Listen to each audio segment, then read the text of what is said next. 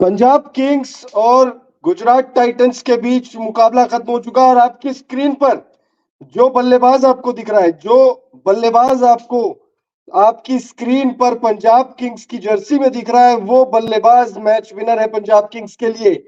जी हाँ, बिल्कुल सही। आप लोगों को हमने मैच की शुरुआत से पहले ही कह दिया था कि पंजाब की टीम इस मुकाबले को जीतेगी। आपको ये कह दिया था कि शिखर धवन की बल्लेबाजी फ्लॉप रहेगी। आपको बता दिया था कि इस मैच में पंजाब के शेर बल्ले बल्ले करेंगे और वही हुआ है। लगातार ग्लोबल भारत टीवी आपको सटीक जानकारी दे रहा है, लगातार आपको पिच की, वेदर की, possible playing 11, head to head आंकड़े और साथ ही साथ जो हमारा प्रिडिक्शन का एक तड़का है, एक टच है, वो लगातार आपको दिया जा रहा है। इस मुकाबले में शशांक सिंह मैच के हीरो हैं। पंजाब किंग्स के लिए 28 गेंदों में 61 रनों की शानदार पारी खेली है, ताबड़तोड़ पारी खेली है, कबर तोड़ पारी खेली है। मतलब गुजरात टाइटंस के बल्लेबाजों, गेंदबाजों, हर किसी की कमर तोड़ कर रख दी है। 61 रन उन्होंने बनाए, 28 गेंदों का सामना किया है, 217.8 की स्ट्राइक रेट और आधा दर्जन चौका उन्होंने लगाया है, 4 छक्के उनके बल्ले से हमें देखने को मिला है। और बल्लेबाजों की बात करेंगे, अलग अलग ग्राफिक्स के माध्यम से आपको बताते जाएंगे। देखिए, शुरुआत में ही आपको कह दिया था ग्लोबल भारत टीवी में, हम मैंने आपको साफ कहा था कि शिखर धवन इस मुकाबले में ज्यादा रन नहीं बना पाएंगे और 1 रन बनाकर वो आउट हो गए। मतलब भाई हमने कह दिया, शिखर धवन ने भी सोचा भाई अब कह दिया है तो फिर होना ही पड़ेगा, आउट आउट हो गए। हालांकि खुश नहीं हूं मैं कि शिखर धवन जल्दी आउट हुए, लेकिन जो प्रेडिक्शन है, जो उम्मीद है, वो हमने जताई थी और वैसा ही कुछ हुआ है इस मुकाबले में। तो लाइव सेशन में जुड़िए, आप लोग कमेंट करिए, आप लोगों को क्या लगता है। जितेश शर्मा ये वो खिलाड़ी है, अगर ये आउट नहीं होते तो ये आखिरी ओवर तक ये ड्रामा नहीं होता। 2 गेंदों में 1 गेंद पर 1 रन की दरकार थी, आखिरी गेंद तक, ऑलमोस्ट आखिरी गेंद तक ये मुकाबला जो है वो गया है। मतलब 19.5वीं गेंद पर पंजाब की टीम ने इस मुकाबले को जीता है। जितेश शर्मा 16 रन बनाकर आउट हुए। सैम करन भाई नन्ना मुन्ना सा ये खिलाड़ी गेंद से या तो कभी गेंद से कमाल करेगा या बल्ले से कमाल करेगा। ऐसा कभी बहुत कम ही हुआ है कि दोनों ही डिपार्टमेंट में इन्होंने कुछ कमाल किया हो। पहले मैच में इन्होंने शानदार बल्लेबाजी की थी, लेकिन उसके बाद से कुछ खास ये बल्ले से नहीं कर रहे और आज भी 5 रन बनाकर ये आउट हुए 8 गेंदों में। देखिए, बड़ी बात ये नहीं है कि 5 रन बनाकर ये आउट हुए, बड़ी बात ये है कि 8 गेंदों का इन्होंने सामना किया, यानी इन्होंने 8 गेंदें वेस्ट करी। प्रभसिमरन सिंह पंजाब किंग्स के लिए शानदार बल्लेबाजी इनकी रही है, इन्होंने मैच को बनाया। देखिए, मैच को शशांक सिंह ने जरूर पूरा किया। मैच में शशांक सिंह की ज्यादा जो आप कह सकते हो कि फिनिशिंग टच उन्होंने दी, लेकिन शशांक सिंह भी वो कारनामा नहीं कर पाते अगर प्रभसिमरन सिंह मैच को बनाते नहीं। शिखर धवन के आउट होने के बाद जॉनी बेयरस्टो और प्रभसिमरन सिंह ने शानदार बल्लेबाजी की। 13 रनों पर शिखर धवन का विकेट गया था, उसके बाद 48 रनों तक इन दोनों बल्लेबाजों ने, यानी जॉनी बेयरस्टो और प्रभसिमरन सिंह ने मैच को बनाने का काम किया। उसके बाद जो है आप कह सकते हो सिकंदर रजा ने 15 रनों का योगदान दिया। शशांक सिंह और जितेश शर्मा ने मैच को अंतिम पड़ाव तक ले जाने का काम किया और फिर आशुतोष शर्मा और शशांक सिंह ने मैच को खत्म करके रख दिया। आप लोगों को बता दें कि ये मैच गुजरात टाइटंस ने अपनी गलती की वजह से गवाई है। गुजरात टाइटंस इस मुकाबले को जीत गई थी, यकीन मानिए यहाँ स्टूडियो में भी सांसें अटक गई थी कि गुजरात की टीम जीतेगी या पंजाब की टीम जीतेगी, क्योंकि विकेट्स जो है वो 6 गिर चुके थे। आशुतोष शर्मा इंपैक्ट प्लेयर के तौर पर आए थे, उनका अगर मैं गलत नहीं हूं तो शायद 6 रनों पर जब वो बल्लेबाजी कर रहे थे तब उनका कैच छोड़ा गया और फिर उसके बाद जब देखिए आप मैच में कैच छोड़ोगे तो फिर मैच आप गवा दोगे। आशुतोष शर्मा ने बता दिया, भैया मेरा कैच छोड़ोगे, मुझे हल्के में लोगे तो मैं मैच आपके पाले से ले जाऊंगा। गुजरात टाइटंस के गेंदबाजों की बात करें तो नूर अहमद ने गजब की गेंदबाजी की। 4 ओवर का उनका स्पेल रहा, इसमें उन्होंने 32 रन खर्च किए। 8 की इकोनॉमी से उन्होंने गेंदबाजी की, 2 विकेट उनको मिला है। नूर अहमद के बाद अगर हम अलग और गेंदबाजों की बात करें तो नूर अहमद के अलावा गुजरात टाइटंस के लिए राशिद करामती खान, 4 ओवर की इनकी स्पेल रही है, 40 रन खर्च किया है। 10 की इकोनॉमी से इन्होंने रन खर्च किया और 1 विकेट इनको मिला। और वो 1 विकेट किसका है भाई? वो 1 विकेट है जितेश शर्मा का। अगर ये विकेट राशिद खान ने नहीं लिया होता, ये मैच इतने आगे तक, इतने नेल बाइटिंग जो कंडीशन आप कहते हैं कि क्रिकेट के मैच में कहा जाता है कि नाखून चबाने वाला मैच हो जाए, ये मैच वैसा नहीं होता अगर राशिद करामती खान ने जितेश शर्मा को चलता नहीं किया होता। चलिए मैच पर आपको पूरा एक पूरा समीकरण बता देते कि क्या कुछ हुआ है। मैच नंबर 17 खेला गया गुजरात टाइटंस और पंजाब किंग्स के बीच में, और ये मुकाबला गुजरात के घर, गुजरात के गढ़ नरेंद्र मोदी स्टेडियम अहमदाबाद में खेला गया। टॉस गुजरात टाइटंस ने गंवाया, पहले बल्लेबाजी करने का फैसला पहले बल्लेबाजी करने का निमंत्रण दिया गया गुजरात टाइटंस को, पंजाब की टीम ने गेंदबाजी चुनी। गुजरात टाइटंस ने पहले बल्लेबाजी करते हुए 199 रन बनाए 4 विकेट के नुकसान पर। शुभमन गिल ने सबसे ज्यादा 89 रनों की पारी खेली, 48 गेंदों का सामना किया, 6 चौके और 4 छक्के उनके बल्ले से हमें देखने को मिले। 185.42 की स्ट्राइक रेट से उन्होंने रन बनाए। शुभमन गिल के अलावा अगर आप देखोगे तो विलियमसन ने 26, साई सुदर्शन ने 33 और राहुल तेवतिया ने 23 रनों का योगदान दिया। राहुल तेवतिया ने और शुभमन गिल ने पारी को फिनिश किया, 199 रन बनाए गुजरात टाइटंस ने। अब गुजरात टाइटंस ने पंजाब किंग्स को 200 रन टारगेट सेट किया। अब गुजरात को यह मुकाबला जीतने के लिए, पंजाब को यह मुकाबला जीतने के लिए 200 रन बनाने थे।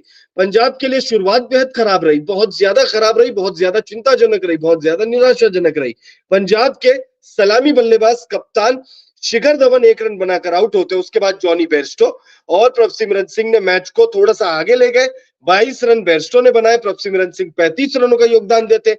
सैम करन जल्दी आउट हो जाते और उसके बाद सिकंदर रजा और शशांक सिंह, इन दोनों ने मैच को थोड़ा और आगे ले जाने का काम किया। सिकंदर रजा 15 रन बनाकर आउट होते, शशांक सिंह नाबाद लौटे 61 बनाकर मैच के हीरो। 29 गेंदों का सामना किया, आधा दर्जन चौका, 4 छक्के उनके बल्ले से।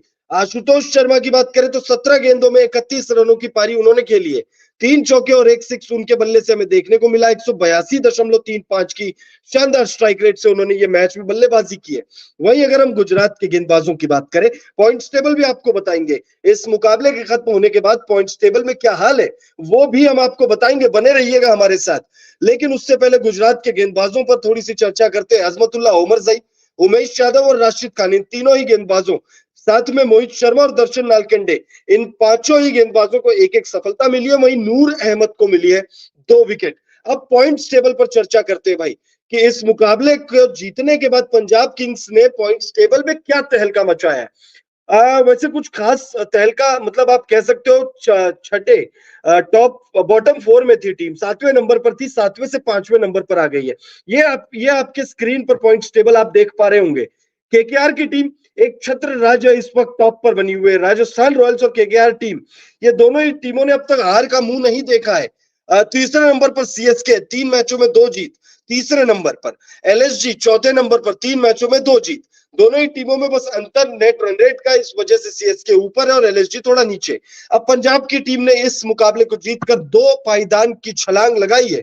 पंजाब किंग्स 7वें नंबर से 5वें पर आ चुकी है, 4 मैचों में 2 जीत 2 हार, -0.220 की नेट रन रेट के साथ पंजाब की टीम 5वें नंबर पर आ गई है, यानी टॉप 5 में आ गई। आप टॉप 4 में पहुंचने की जो राह है वो यहां से थोड़ी आसान नजर आ रही है। वहीं अगर हम गुजरात की बात करें तो गुजरात 5वें नंबर से 6ठे पर खसक गई है। पहले गुजरात 5वें नंबर पर थी, अब 6ठे नंबर पर आ चुकी है। गुजरात टाइटंस 4 मैचों में 2 जीत और 2 हार, -0.580। अगर नेट रन रेट थोड़ी बेहतर होती तो शायद 5वें नंबर पर गुजरात की टीम होती। और अगर बॉटम 4 टीमों की बात करें तो Sunrisers Hyderabad, royal Challengers Bangalore 7 और 8, नंबर 9 पर दिल्ली कैपिटल्स और नंबर 10 पर मुंबई इंडियंस की टीम काबिज है। मुंबई इंडियंस का हाल बेहाल है। जैसे केकेआर और आरआर ने हार का मुंह नहीं देखा है, वैसे ही मुंबई की टीम को पता नहीं कि जीत के बाद कैसे सेलिब्रेट करना होता है, क्योंकि मुंबई इंडियंस ने तो इस सीजन अब तक एक भी मुकाबला जीता नहीं है। यह तो रहा पॉइंट्स टेबल का हाल। पॉइंट्स टेबल पर मैच नंबर 17 के बाद कुछ बड़े बड़े बदलाव हुए, वो हमने आपको बताया। अब एक बार फिर से बल्लेबाजों और गेंदबाजों की बात करते हैं, लेकिन उस पर चर्चा करें उससे पहले आपको क्या लगता है कि कौन है वो गुजरात टाइटंस के 1-2 खिलाड़ी या 3-4 खिलाड़ी जो आपको लगता है कि इस मुकाबले में विलन है? इस मुकाबले में गुजरात के लिए विलन का काम किसने किया? देखो, हीरो के बारे में तो हम जानते हैं कि शशांक सिंह पंजाब किंग्स के हीरो है, लेकिन विलन कौन है भाई? विलन कौन है जिसकी वजह से पंजाब की टीम को जीत मिली और गुजरात की टीम हार गई? आप लोग बताइए। मुझे ऐसा लगता है कि वो जो 2 कैच छूटे अंतिम क्षणों में, एक साई सुदर्शन से कैच छूटा और एक कैच छूटा है एक कैच छूटा है 32 गेंदों में, 31 रनों की पारी खेली थी आशुतोष शर्मा ने। तो इनका एक कैच छूटा था और एक कैच छूटा था इनका शशांक सिंह का। ये दो खिलाड़ियों का कैच छूटा है। मुझे लगता है बस वो दो कैच जो छूटे हैं वो विलन आप कह सकते हो। दूसरी बात, एक नाम मैं लेना चाहूंगा शुभमन गिल का। शुभमन गिल की कप्तानी थोड़ी सी समझ में नहीं आ रही है। आप कह सकते हो कि शुभमन गिल देखिए युवा खिलाड़ी है, 24 साल के, और मुझे लगता है कि शुभमन गिल पर अतिरिक्त प्रेशर दे दिया गया है। शुभमन गिल देखिए एक बहुत अच्छे बल्लेबाज है, हमने देखा है कि शुभमन गिल बहुत अच्छी बल्लेबाजी करते हैं। अब इस मुकाबले में इन्होंने 89 रनों की पारी जरूर खेली, लेकिन शुभमन गिल द बैटर, मुझे लगता है कि अभी इस समय द कैप्टन बनने का टाइम नहीं आया उनके लिए।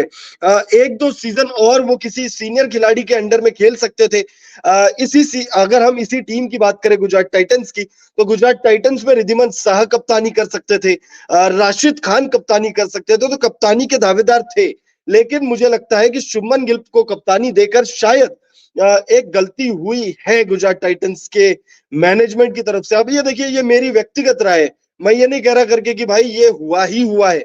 आप लोग हो सकता है कि इससे डिफर करें, और हो सकता है ज्यादा से ज्यादा लोग इसमें डिफर करेंगे, लेकिन ये मेरी व्यक्तिगत राय है। आप लोग कमेंट करके बताइए आप लोगों को क्या लगता है कि क्या मैं जो सोच रहा हूँ वो बिल्कुल सही सोच रहा हूँ। एक तो आप कह सकते हो कि जो शुभमन गिल ने कप्तानी करी है, आप उन्हें विलन, शुभमन गिल दी बैट्समैन विलन नहीं है, शुभमन गिल दी कैप्टन हार के एक जिम्मेदार हो सकते हैं, क्योंकि उन्हें ही जिम्मेदारी होती है, उनके ऊपर जिम्मेदारी होती है, उनके कंधों पर जिम्मेदारी होती है कि वो किससे गेंदबाजी कराए और किससे गेंदबाजी नहीं कराए।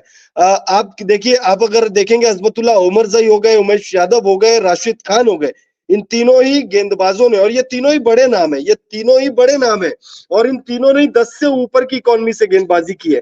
हालांकि तीनों को एक एक विकेट जरूर मिला है, लेकिन तीनों ने ही 10 से ऊपर की गेंदबाजी की है।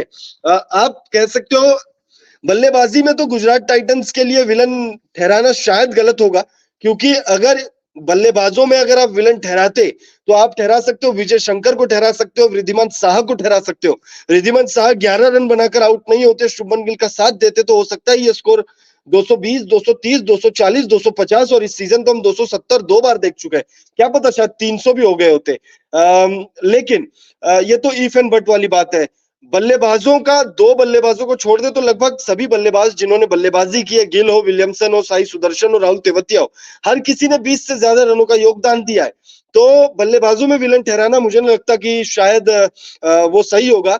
विलन मेरे हिसाब से वो जो दो कैच ड्रॉप हुए उसमें से एक कैच साई सुदर्शन ने ड्रॉप किया, और एक कैच किसने ड्रॉप किया मुझे शायद उनका नाम याद नहीं आ रहा, आप लोग कमेंट करके अगर बता सके तो उसका नाम पता चल जाएगा। वो कैच किसने ड्रॉप किया था वो याद नहीं आ रहा, शायद नूर अहमद, उमेश यादव से वो कैच छूटा। देखिए यही होता है भाई, जब टीम शानदार हो तो नाम भी पता चल जाता है। तो उमेश यादव के हाथों से वो कैच ड्रॉप हुआ था। अब उमेश यादव इतने सीनियर खिलाड़ी है, टीम के सीनियर गेंदबाज है, और उनसे कैच जो है वो ड्रॉप हुआ था आशुतोष शर्मा का। 6 रन बनाकर आशुतोष शर्मा खेल रहे थे, और उस वक्त, और वो भी 6 रन, कोई एक गेंदों पे 6 रन नहीं बनाए थे उन्होंने, 4 या 5 गेंदों में 6 रन बनाए थे। अगर उस वक्त वो विकेट गिर जाता तो फिर आते हर्षल पटेल, हरप्रीत ब्रार। ऐसा नहीं है कि हर्षल पटेल रन नहीं लगा सकते, चौके छक्के लगा सकते, लेकिन मनोबल टूट जाता है टीम का। अगर आपका एक प्रॉपर बल्लेबाज आउट हो जाए, लोअर ऑर्डर का ही सही, अगर एक प्रॉपर बल्लेबाज आउट हो जाता है तो फिर मनोबल टूटता है, और ऐसे सिचुएशन में आप इस मुकाबले को शायद नहीं जीतते पंजाब किंग्स वाले। लेकिन गुजरात टाइटंस ही इस मैच में हार की जिम्मेदार है। पंजाब ये मुकाबला जीती जरूर है, लेकिन पंजाब ने गुजरात को नहीं हराया। गुजरात ने खुद इस मुकाबले में आप एक तरीके से कह सकते हो कि अस्त्र डाल दिए थे, क्योंकि अंतिम क्षणों में अगर आपने मैच देखा तो अंतिम क्षणों में ऐसा लग रहा था कि गुजरात की टीम इस मुकाबले में अपने हथियार डाल डाल दिए। और फील्डिंग में भी अगर आप देखेंगे तो कई मौके ऐसे आए जहां पे चौके बचाए जा सकते थे, लेकिन वहां पे चौके नहीं बचाए गए। तो गुजरात टाइटंस की फील्डिंग बहुत खराब रही, गेंदबाजी औसत दर्जे की रही, क्योंकि गुजरात टाइटंस की अगर आप गेंदबाजी लाइनअप देखो, अजमतुल्लाह ओमरजई को छोड़ दो, अजमतुल्लाह ओमरजई भी शानदार ऑलराउंडर है, छोड़े क्यों उन्हें, उन्हें भी पकड़ लेते हैं। अजमतुल्लाह ओमरजई, उमेश यादव, राशिद खान, नूर अहमद, मोहित शर्मा, दर्शन नालकंडे, कोई खराब बॉलिंग लाइनअप नहीं है। हाँ, इसमें अगर मोहम्मद शमी होते तो निश्चित तौर पर यह बॉलिंग लाइनअप और ज्यादा शानदार होती। अब स्पेंसर जॉनसन भी टीम के पास है, लेकिन स्पेंसर जॉनसन बहुत महंगे साबित हो रहे हैं, इस वजह से उन्हें प्लेइंग 11 से बाहर कर दिया गया है। लेकिन बॉलिंग लाइनअप शानदार है। ऐसी बॉलिंग लाइनअप होने के बाद आपके पास राशिद खान है। राशिद खान ही एक ऐसा नाम है जिसका टीम में होना टीम के लिए बहुत बड़ी बात होती है, बहुत बड़ा नाम है राशिद खान। और राशिद खान के होने के बावजूद भी अगर टीम की गेंदबाजी ऐसे औसत दर्जे की हो रही है तो निश्चित तौर पर यह सवाल तो खड़े करता है। तो चलिए फिलहाल इजाजत दीजिए, जाते जाते आप लोग को यह बता दें मैच नंबर 17 अब खत्म हो चुका आईपीएल 2024 का, और इस मुकाबले में पंजाब किंग्स को 200 रनों का लक्ष्य दिया गया था। गुजरात टाइटंस ने 199 बनाए थे, 89 रनों की सर्वाधिक पारी उन्होंने खेली थी। 200 रनों के जवाब में गुजरात पंजाब की टीम ने एक गेंद शेष रहते 19.5 ओवर में 200 रन हासिल कर लिया और 2 बहुमूल्य अंक अर्जित कर लिए।